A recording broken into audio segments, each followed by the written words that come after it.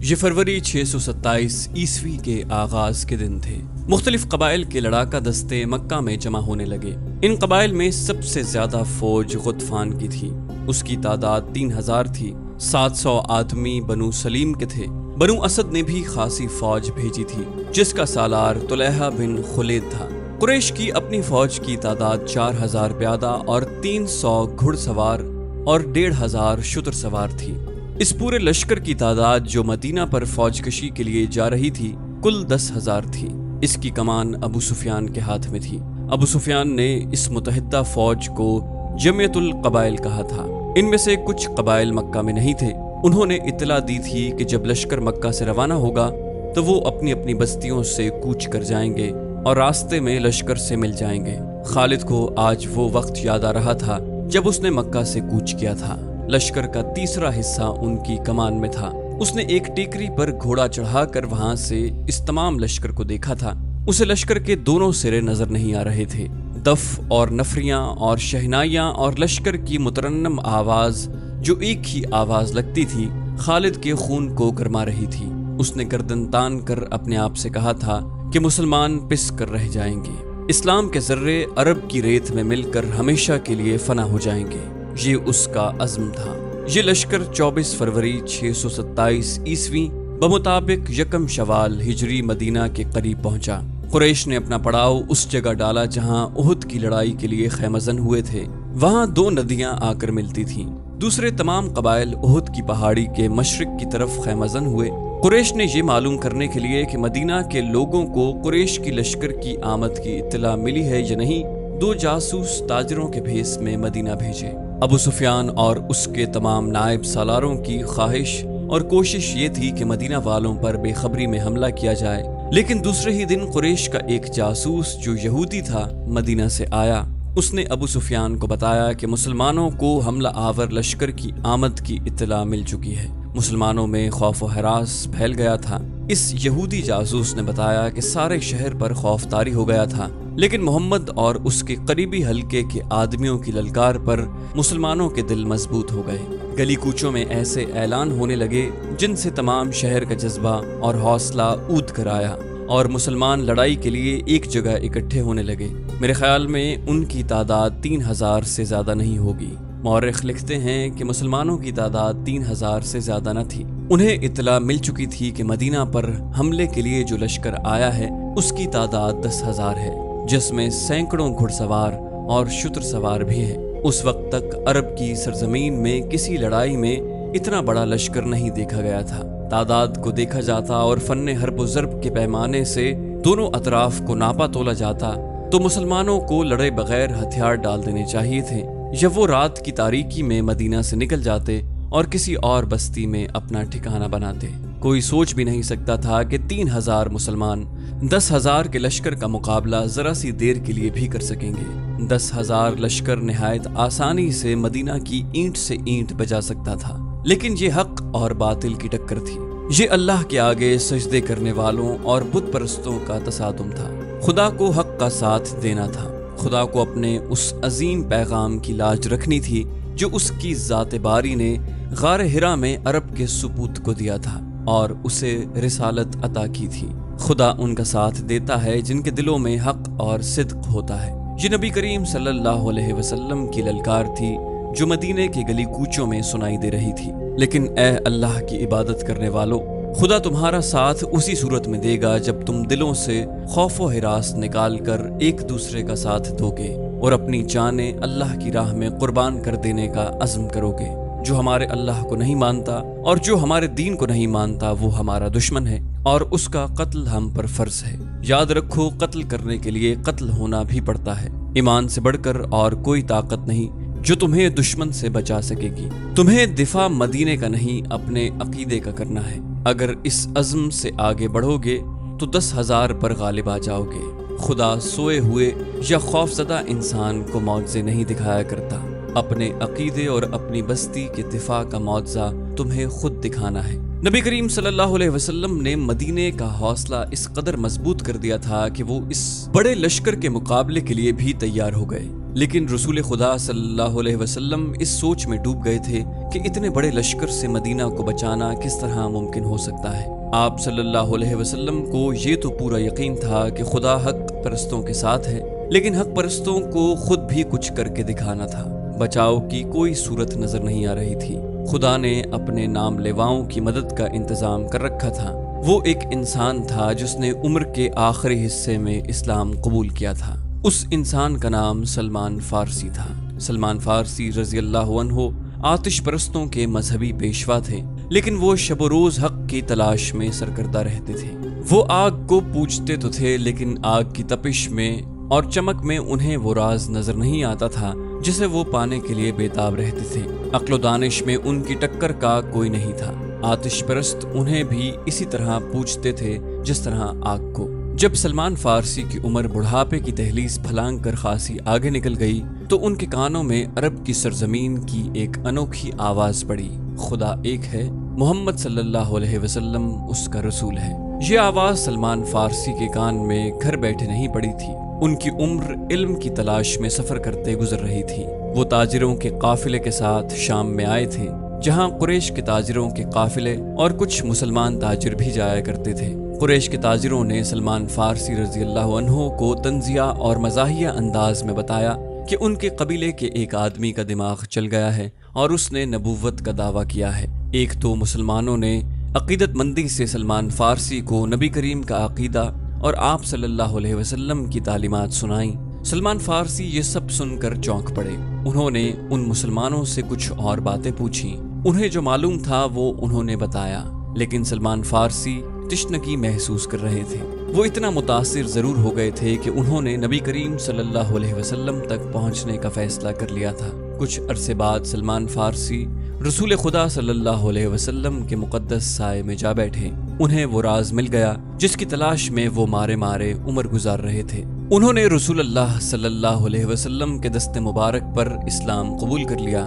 اس وقت تک سلمان فارسی رضی اللہ عنہ بڑھاپے کے آخری حصے میں پہنچ چکے تھے۔ اپنے ملک میں سلمان فارسی صرف مذہبی پیشوا ہی نہیں تھے، وہ جنگی علوم کے ماہر تسلیم کیے جاتے تھے۔ اس دور کے مذہبی پیشوا بھی جنگ و جدل اور سپاہ گری کے ماہر ہوتے تھے۔ علم و ادب کے عالم بھی سپاہی ہوتے تھے، لیکن سلمان فارسی رضی اللہ عنہ کو خدا نے جنگ و جدل کے امور میں غیر معمولی ذہانت دی تھی۔ اپنے ملک میں جب کوئی لڑائی ہوتی تھی یا دشمن حملہ آور ہوتا تو سلمان فارسی کو بادشاہ طلب کر کے صورتحال ان کے آگے رکھتا اور مشورے لیتا۔ نامور سالار بھی ان کے شاگرد تھے۔ وہ سلمان فارسی اس وقت مدینہ میں رسول اکرم صلی اللہ علیہ وسلم کے صحابہ کرام میں شامل تھے۔ رسول اکرم نے یہ صورتحال جو قریش نے آپ کے لیے پیدا کر دی تھی سلمان فارسی کے آگے رکھی۔ سلمان فارسی نے کہا، خندق کھود دو جو سارے شہر کو گھیرے میں لے لے۔ رسول کریم صلی اللہ علیہ وسلم اور وہاں بیٹھے ہوئے تمام صحابہ کرام اور سالار ایک دوسرے کے منہ کی طرف دیکھنے لگے کہ سلمان فارسی نے یہ کیا کہہ دیا ہے۔ عرب خندق سے واقف نہیں تھے۔ فارس میں جنگوں میں خندق کا رواج تھا۔ سب کو حیران دیکھ کر سلمان فارسی نے بتایا کہ خندق کیا ہوتی ہے اور اس سے دفاعی کام کیسے لیا جاتا ہے۔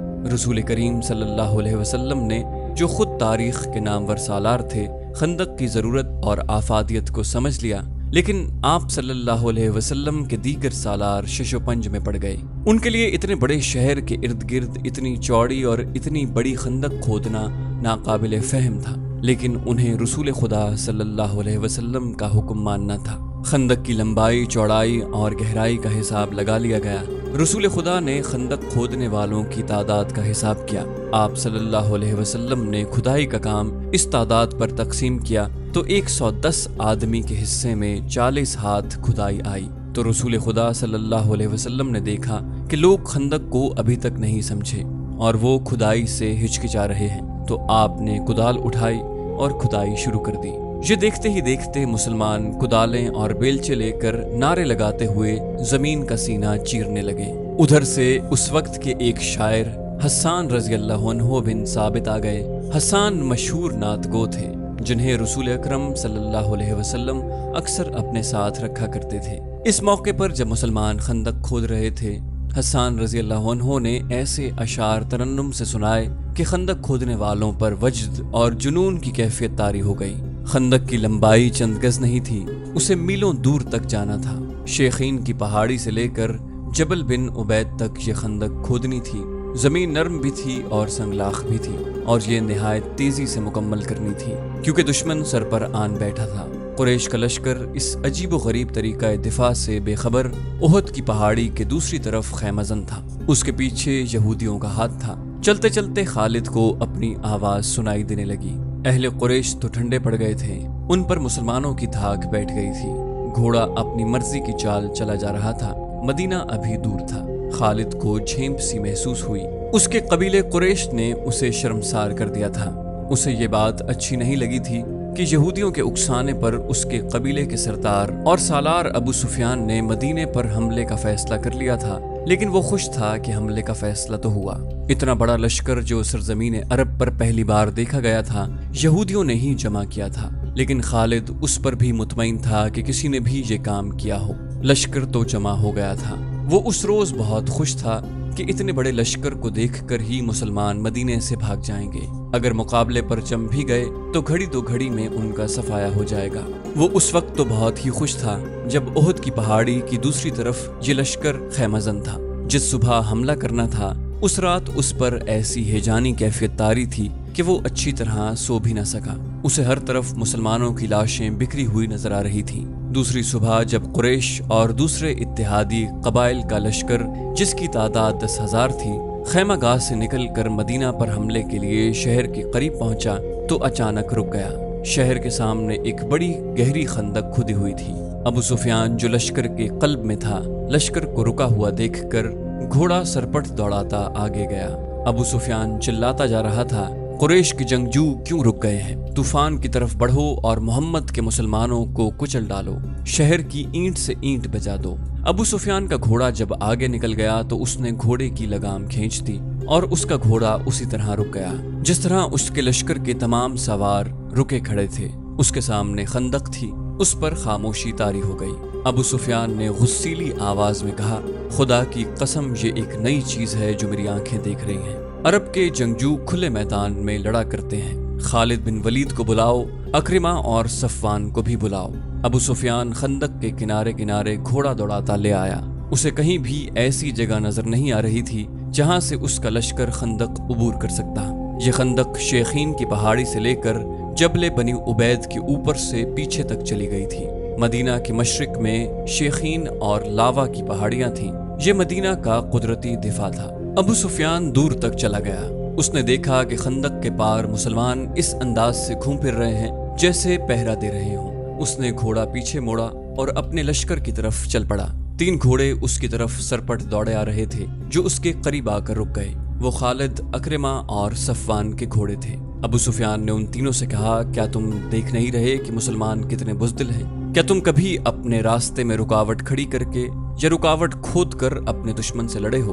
خالد پر خاموشی طاری ہو گئی تھی۔ آج مدینہ کی طرف جاتے ہوئے اسے یاد آ رہا تھا کہ وہ اس خیال سے چپ نہیں ہو گیا تھا کہ ابو سفیان نے مسلمانوں کو بزدل جو کہا تھا وہ ٹھیک کہا تھا، بلکہ خاموش رہ کر وہ اس سوچ میں کھو گیا تھا کہ یہ خندق بزدلی نہیں، دانش مندی کی علامت تھی۔ جس کسی نے شہر کے دفاع کے لیے یہ طریقہ سوچا تھا وہ کوئی معمولی عقل والا انسان نہیں تھا۔ اس سے پہلے بھی اس نے محسوس کیا تھا کہ مسلمان لڑنے میں اپنے جسم کی طاقت پر ہی بھروسہ نہیں کرتے، وہ عقل سے بھی کام لیتے ہیں۔ خالد کا دماغ ایسی ہی جنگی چالیں سوچتا رہتا تھا۔ مسلمانوں نے بدر کے میدان میں نہایت تھوڑی تعداد میں ہوتے ہوئے قریش کو بہت بری شکست دی تھی۔ خالد نے اکیلے بیٹھ کر اس لڑائی کا جائزہ لیا تھا۔ مسلمانوں کی اس فتح میں اسے مسلمانوں کی عسکری دانش مندی نظر آئی تھی۔ کوئی اور بات بھی تھی خالد، اسے خیال آیا، کوئی اور بات بھی تھی۔ کچھ بھی تھا، خالد نے اپنے آپ کو جواب دیا، جو کچھ بھی تھا، میں یہ نہیں مانوں گا کہ یہ محمد کے جادو کا اثر تھا یا اس کے ہاتھ میں کوئی جادو ہے۔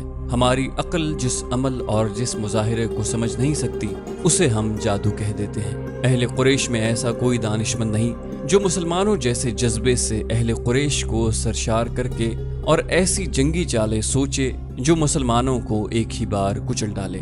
خدا کی قسم ہم اس لیے واپس نہیں چلے جائیں گے کہ مسلمانوں نے ہمارے راستے میں خندق کھود رکھی ہے۔ अबू सुफियान खालिद, अक्रिमा और सफ़वान से कह रहा था। फिर उसने उनसे पूछा, क्या खंदक अबूर करने का कोई तरीका तुम सोच सकते हो? खालिद कोई तरीका सोचने लगा, लेकिन उसे ख्याल आया कि अगर उनके लश्कर ने खंदक अबूर कर भी ली तो मुसलमानों को शिकस्त देना आसान न होगा, खा वो कितनी ही थोड़ी तादाद में क्यों न हो। जिन इंसानों ने थोड़े से वक्त में जमीन और चट्टानों का सीना चीर डाला है, इन इंसानों को बड़े से बड़ा लश्कर भी जरा मुश्किल से ही शिकस्त दे सकता है। क्या सोच रहे हो वलीद के बेटे?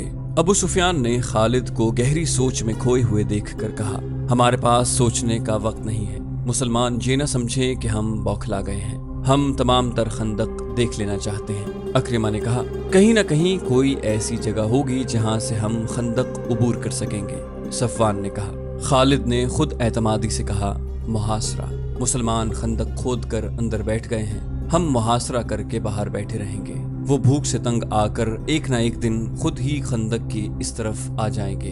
अबू सुफियान ने कहा, हाँ, मुझे यही एक तरीका नजर आता है जो मुसलमानों को बाहर आकर लड़ने पर मजबूर कर दे।